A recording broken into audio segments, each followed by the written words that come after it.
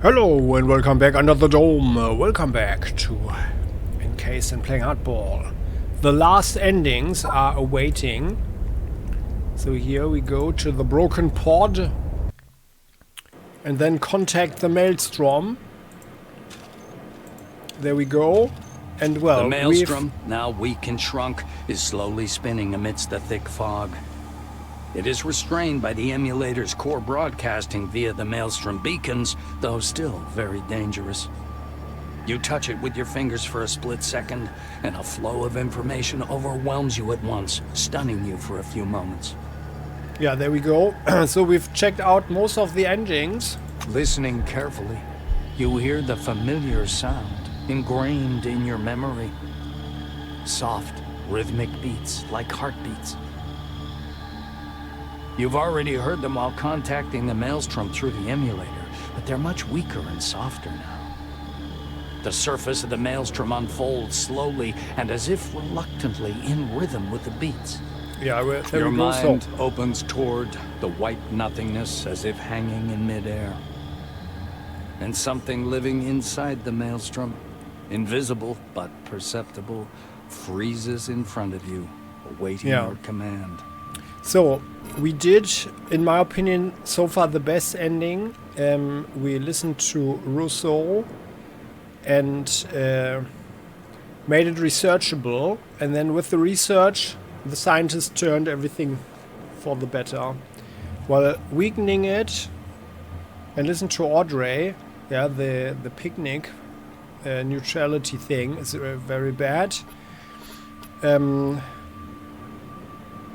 Sabotaging the factions.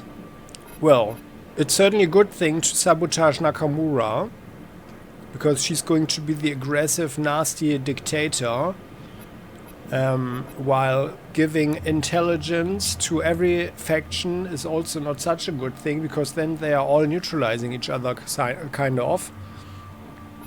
Zemeckis, with the information of the Maelstrom, will become an all-knowing dictator as well. However, or maybe it should rather be seen as an oligarchy or something like that. And that will transform humanity, but maybe not for the better. Yeah, the church, I think the church is actually a bad influence. During the game, I already had the impression, but I thought actually that there would be some other development and also a stage in the game, to speak of role-playing here. I thought there would be a stage in the game where there would be more stuff happening. So it feels actually as if the game stopped after the first half or something. But well. So, and then, we know that listen to Olivia is the humane thing to do. Yeah, then the dome will become a paradise, but then in the end, people probably got lazy while being happy and having children and everything. They couldn't really find what they needed, which is scientific progress. Well, the tunnel getting out of the dome is also not really a solution, so we need the information and the resources of the dome, of the Maelstrom, to push humanity to the next level. That's the thing. Yeah. So now the only thing that's left is actually these two things here: switching off the Maelstrom, ceasing its activity altogether, and run the dome clearing program. This sounds bad. It sounds like the Maelstrom will kill off everybody. But let's see. And then we are all alone or what? Let's do this one here. Or did we do it? I'm not sure. No, I think not. So switching off the Maelstrom, ceasing its activity altogether. Certainly a bad thing, because then we are just all trapped under the dome. But let's have it. You order the Maelstrom to stop and cease functioning. It obeys reluctantly. Its spinning growing ever slower, its signal fading. The plot line on your Kairos shows gradual reduction of any Maelstrom activity. But in the same time, a strange noise grows louder. The space around you is buzzing and quivering. The world before your eyes is turning into a white nothing. Yeah. So that's the thing. So this is the last episode today, where we do any game content, and in the next one after that, and I'm just running. Yeah, let's just run away now. We're just running through. And the one after that, I'm going to present my collected thoughts and give a short introduction after 100% of the game, which is also a review. And then we are really done. And I feel that it's sufficient. Yeah, we experienced the whole game. I don't feel that another milestone in the history I of missed mankind anything. has come to an end. Maelstrom, that you have awakened in the excavation zone at C-12 Nashville facility, has remained completely unexplored, much like the civilization of the forefathers that created it. Yeah, indeed, and that's the thing that to me personally feels a little bit dissatisfying. I think that's actually a shortcoming of the game. Right, that we don't have closure, so we have no idea what Maelstrom actually is. And I mean, okay, I mean, they're like older sci-fi stories, you know, they like to keep things a mystery and stuff, yeah. But yeah, storytelling wise, it's a bit lazy, of course. Of course, Maelstrom was neither good nor evil. It probably turned out to be just a tool that humanity simply was not mature enough to wield. Yeah. Perhaps it was a communication interface that tried to unite the minds of all the people under the dome.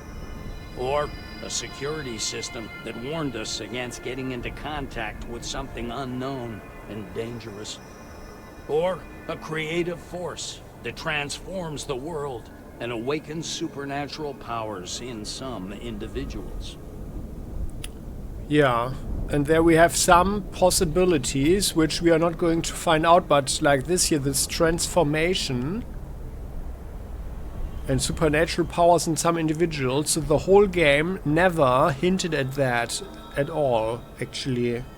I mean, okay, like with the Psi, maybe this refers to the Psi power. Okay, then.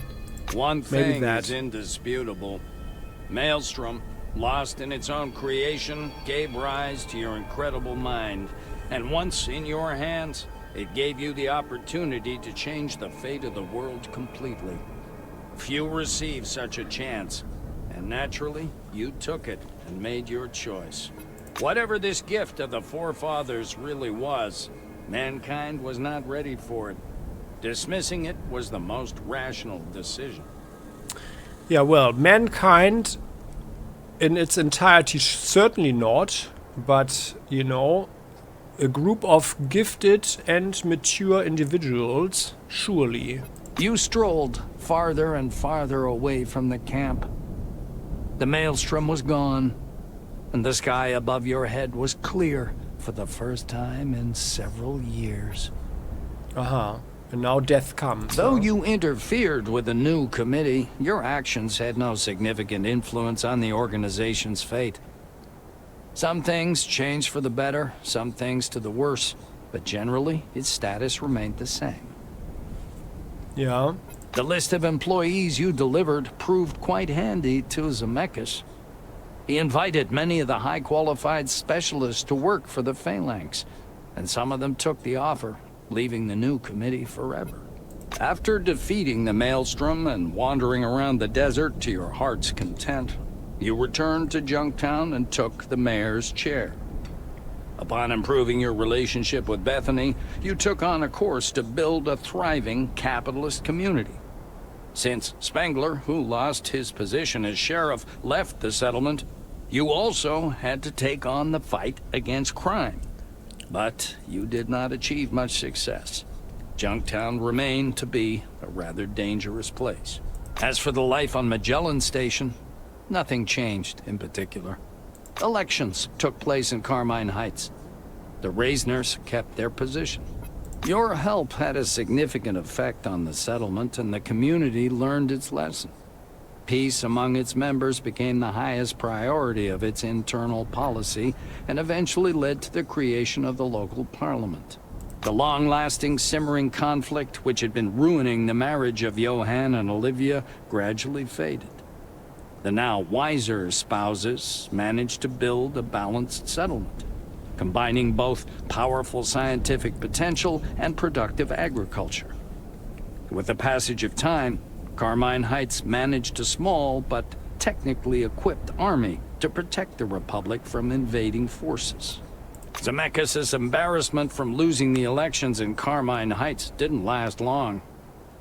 CRONUS channeled all his passion toward transforming the Phalanx, trying to turn it from a private mercenary army to something bigger. He succeeded.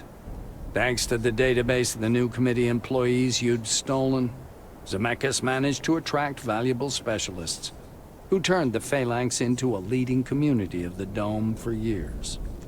Well, always this this judging undertone here. The forefathers' best technologies and advanced genetics allowed a breakthrough in medicine, which made cloning, growing organs, and cyborgification possible.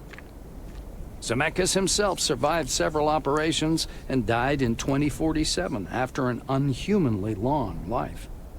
Your help and support to the church resulted in it spreading all over the Dome in just a few years. Its branches opened even in the farmost places. No qualitative leap in the virtual world technology occurred, and both the church and its faith became something quite mundane after a while. By the way, what I find interesting here is that the church is or did not evolve. Yeah. So, but maybe that's the thing. So they had their system, and then all the stuff that weakened them, you know, and also if you are staying inside of this virtual world for too long, then your real world skills deteriorate probably, and that's why, or maybe there was a balance, you know, like whatever they did inside of their virtual world could not outpace the decline in the real world. The organization existed for many years, reaching its full potential in 1993, a couple of years before the abbot's death. As for the picnic neutral zone, it degraded slowly for many years. Your help proved to be not enough to provide its autonomy. You actually finished the entire gang of fops off by convincing their queen to go looking for her past. Without Victoria, the fops became weak and undisciplined. They scattered all over the Dome and died away within several years. Yeah, I regret that we didn't help them, but I mean, it's also not worth the time investment to do everything. I mean, okay, for a replay maybe, but I'm not gonna do it. It took time to achieve a fragile balance under the Dome. Though mankind got what it wished, the euphoria of defeating the Maelstrom soon faded, for many problems remained unsolved. The Dome was still impermeable, and the world outside kept silent. Though it became obvious much later, after many years, by that time, the desert had covered your traces. Though the tale of what you'd done is still alive, and will stay like that till the end of time. Well, and there we are. And then the last time.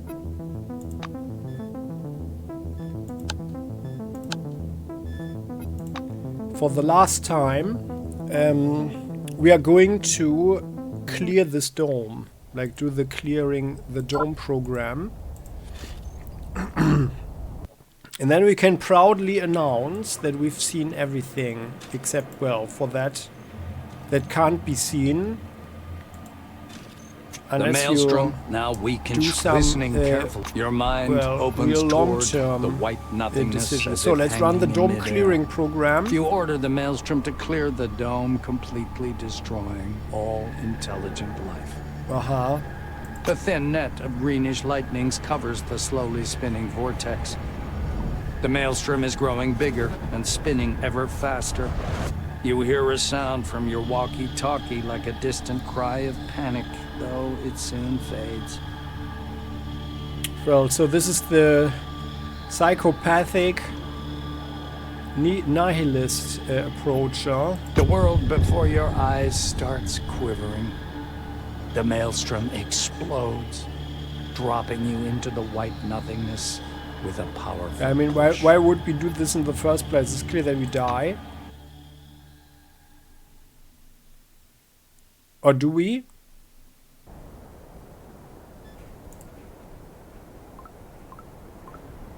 Oh. Yeah, well, we are. Everybody takes 100,000 damage or what? Cheerful Jack, everybody's dead now. Yeah, well. Oh yeah, well, all of them.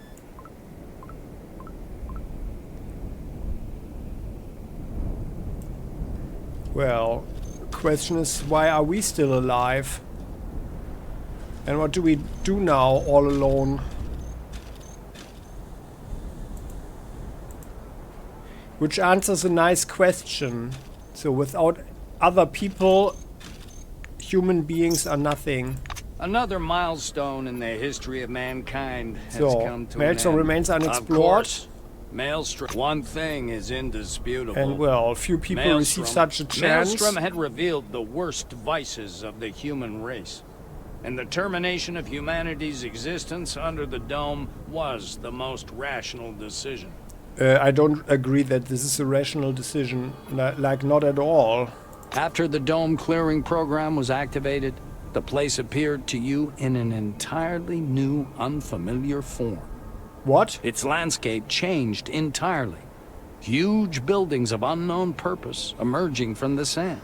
Oh, interesting. That's an unforeseen development here. Maybe mankind should have seen the dome in that state. Maybe the Maelstrom was just a system error. Or a restart button?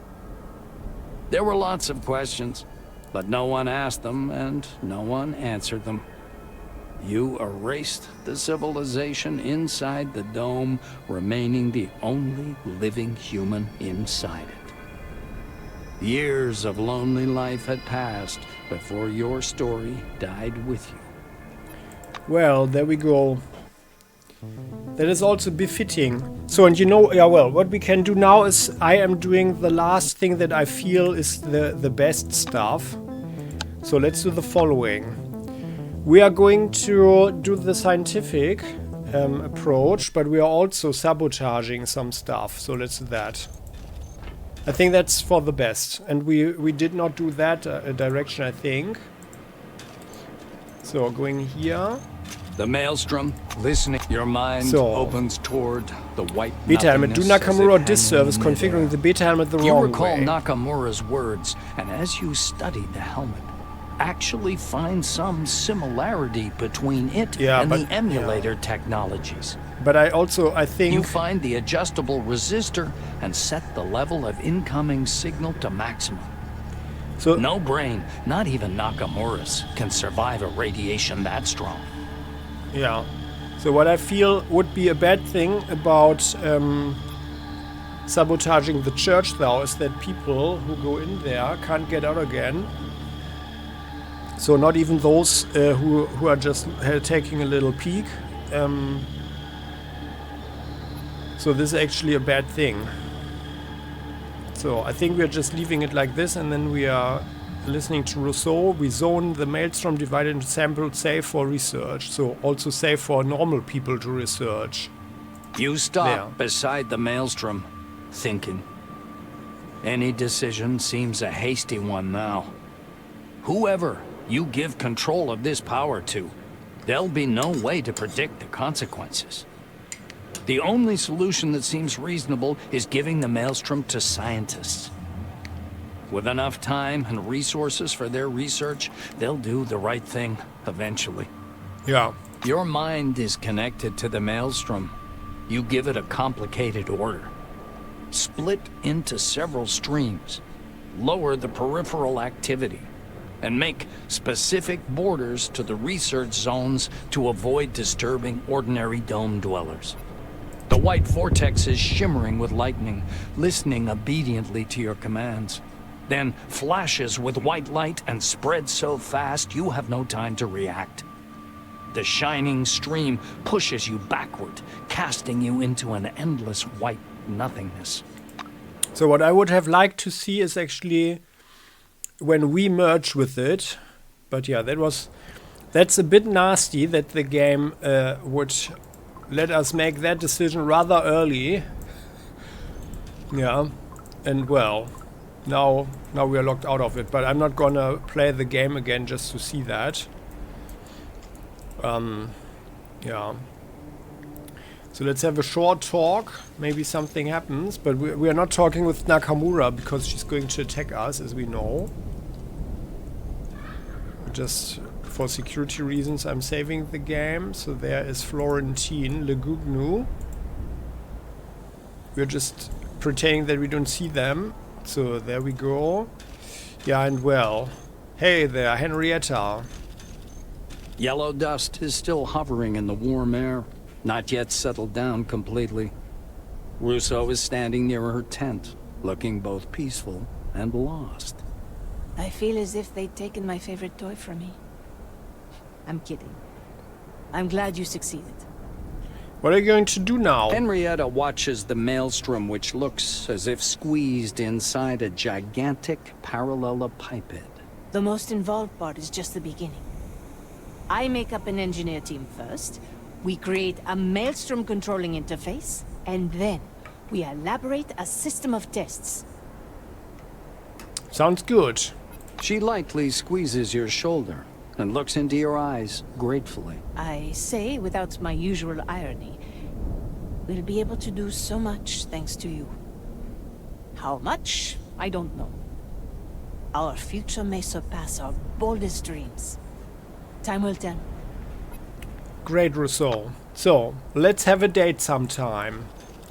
Maybe even also together with Katarzyna. So, we already talked with everybody extensively. We know what's happening and that's it. So, let's just have these ending slides again in this order.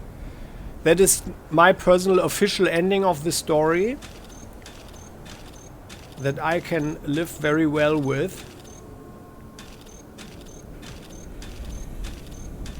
And yeah, I mean, it's a bit sad that there's nothing else here with our companions going on.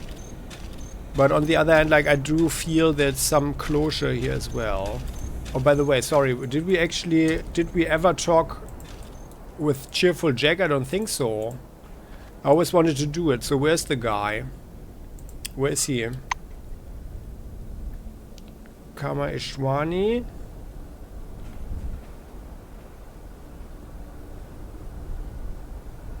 I mean, I think he must be there somewhere, huh?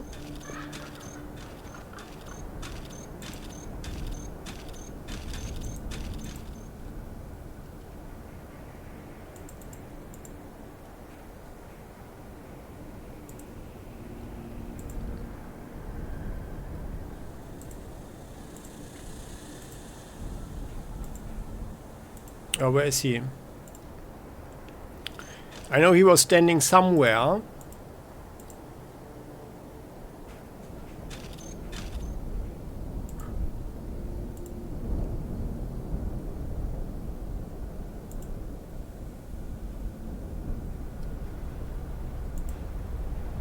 Oh, that's Fox. Ah, here.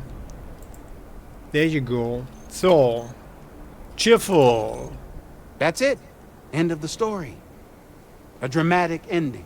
Tipsy as usual, Jack greets you with applause. He's being either comic or quite serious. What will you do next? The actor smiles mysteriously. Well, I have a couple of creative plans, and you happen to be in them. Do you mind if they make a movie about you? Me, I don't mind that either. Oh, well, why not? Why not becoming a movie star, huh? Well, so, but, yeah, well, Branson come on. responds with a small laugh and nods. Ooh, color me intrigued. I'm in. Well, here it goes.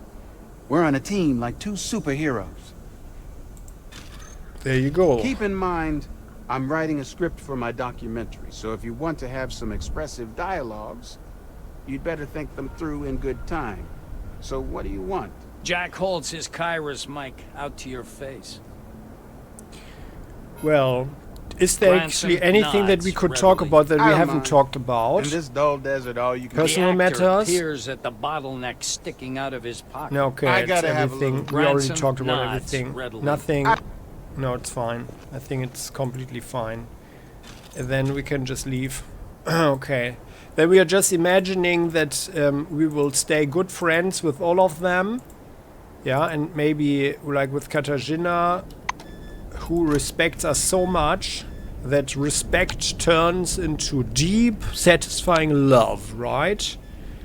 Yoko is also our very nice and friendly and very industrious, productive research assistant.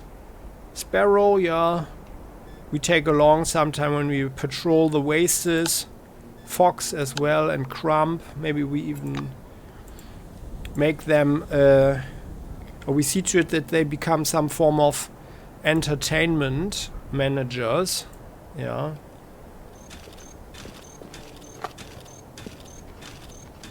For a non-lethal form of arena where people can fight and train. I think that would be nice. So, and there we go. Last time we see this beautiful, glorious servo shell. Very nice indeed. The proud black German eagle, very nice. We could, yeah, well, I would also change the colors now, just so we have a look at it again, but, well, we can't. So we shan't. So let's go here. And goodbye. Another milestone in the history of mankind has come to an end. And let's Maelstrom, have the reader that you read have everything awakened again. in the excavation zone at C-12 Nashville facility has remained completely unexplored, much like the civilization of the forefathers that created it. Of course, Maelstrom was neither good nor evil. It probably turned out to be just a tool that humanity simply was not mature enough to wield. Perhaps it was a communication interface that tried to unite the minds of all the people under the dome. Or a security system that warned us against getting into contact with something unknown and dangerous. Or a creative force that transforms the world and awakens supernatural powers in some individuals. I think it would have been much better if characters in the game would have, you could say, would have been the ones to argue for these interpretations. Yeah, so like the narrator. I think it's a little bit lazy and also not really satisfying. One thing is indisputable. Maelstrom, lost in its own creation, gave rise to your incredible mind. And once in your hands, it gave you the opportunity to change the fate of the world completely. And there was also like, I mean, we got to Maelstrom, but whenever we were there, it was not challenging at all. We didn't do anything. It was just a dialogue. When it came down to making a choice, you followed your conscience and put your trust in someone whose intelligence, sincerity, and good intentions were never in doubt. That's true. I really feel respect for the character Rousseau. She's really cool. All the worse that she was still rather one-dimensional, actually, despite her colorful socks. Henrietta Russo and all her scientist colleagues under the dome received a truly luxurious gift. An enormous, insanely complex anomaly ready for their research and experiments. Maelstrom was split into many foci with different properties and well-defined boundaries. Although your decision had political consequences, nothing much changed at first. Life under the dome went on as usual. Though you interfered with the new committee, your actions had no significant influence on the organization's fate. Some things changed for the better, some things to the worse, but generally, its status remained the same. Yeah, well, actually, what I feel is actually rather realistic about the game is that we are just one person, and what we did have some effect, but probably not enough to massively change an outcome for such a huge organization. Yeah. That is up to the point when we sabotaged the helmet. The list of employees you delivered proved quite handy and to something Zemeckis. like this. He invited many of the high-qualified specialists to work for the Phalanx, and some of them took the offer, leaving the new committee forever. Yeah. After defeating the Maelstrom and wandering around the desert to your heart's content, you returned to Junktown and took the mayor's chair. Upon improving your relationship with Bethany, you took on a course to build a thriving capitalist community. Since Spengler, who lost his position as sheriff, left the settlement, you also had to take on the fight against crime. But you did not achieve much success. Junktown remained to be a rather dangerous place. Well, I mean, I think we had a pretty good balanced approach. And we built a special project for the manufacturing, for the Blue Wing, right? So I guess that's what they think is the capitalist community now. Although actually the game never really said anything about the economical system that we would install or have there. So that's all a little bit, you know, for me personally it's too fuzzy. It's not totally convincing. And I would actually have hoped for some more stuff here. I mean, we did much more. Just, you know, more consequences of our actions. So this is a little bit thin. As for the life on Magellan Station, nothing changed in particular. Elections took place in Carmine Heights. The Reisners kept their position. Your help had a significant effect on the settlement, and the community learned its lesson. Peace among its members became the highest priority of its internal policy, and eventually led to the creation of the local parliament. Well, I feel that, like, after we did all the tutorials for all the wings, there didn't seem to be any difference. So actually I think there's not much point to play with a different faction. And like with Magellan Station, yeah, like what would have changed? I mean, we could have killed all the Black Wingers in there or something. Yeah, but I feel that everything was rather strict and not so flexible with the quests and everything. The long-lasting, simmering conflict which had been ruining the marriage of Johann and Olivia gradually faded. The now wiser spouses managed to build a balanced settlement, combining both powerful scientific potential and productive agriculture. With the passage of time, Carmine Heights managed a small but technically equipped army to protect the Republic from invading forces. Zemeckis' embarrassment from losing the elections in Carmine Heights didn't last long.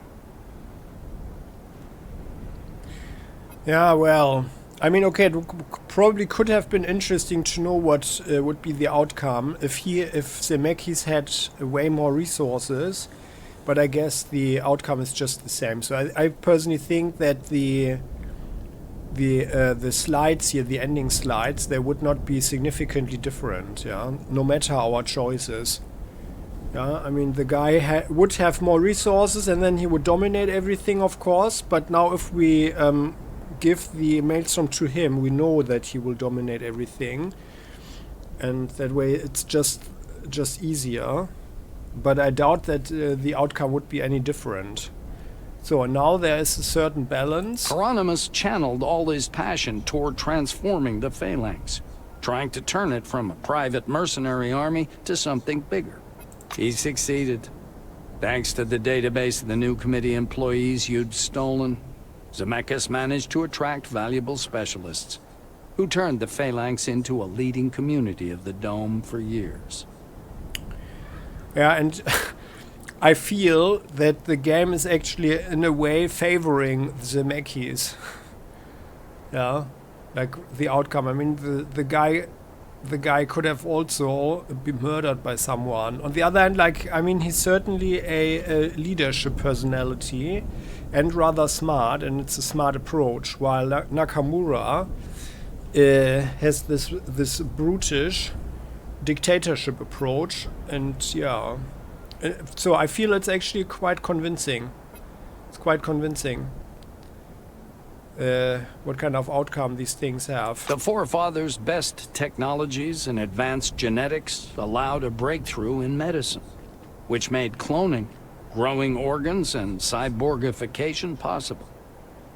Zemeckis himself survived several operations and died in 2047 after an unhumanly long life. By the way, for the first time I'm actually realizing the van doesn't have any more tires, but probably an anti-grav unit or something. Your help and support to the church resulted in it spreading all over the Dome in just a few years. Its branches opened even in the farmost places.